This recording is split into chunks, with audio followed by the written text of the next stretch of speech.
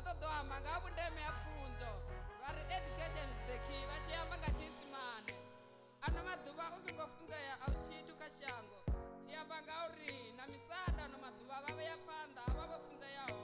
Zvitingana kerekeni vorangizwa panda vambara dzone pfunzo.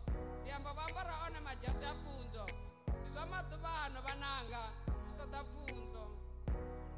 Atadawo mushumo na maduva utebo fara one mabambiri a pfunzo. Ikomba pfunzo bukuma. Pfunzo ya penyisa. Ikamba pfunzo. Pfunzo ndi kupula bushai vananga. Yato bukupula na buseza nto buseza hukule ngoni ndono kupula ka pfunzo. Pfunzo ndi banga la mcheya hote. Iri pfunzo ndi pfuma la mruga hote. Afarela ka pfunzo. Afarela ka pfunzo. Ubane muhali. Wa muhali misi ya kombo. Wa muhali ndwani.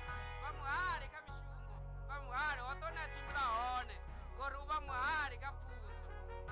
Farela ka pfunzo iwe musa. Uri ukono verekanya.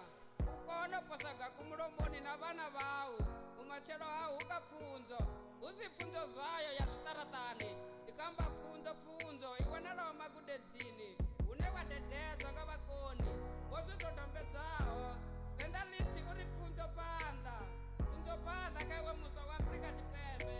Iwe musa na utopiro wapiro nanga valuwa. Valuwa vane vajela pfunzo mta. Vane vaya abete vafunzeya. Vachikwetero vakono bona pala na pala. Iri pfunzo panda. Iri pfunzo ndi pfunzo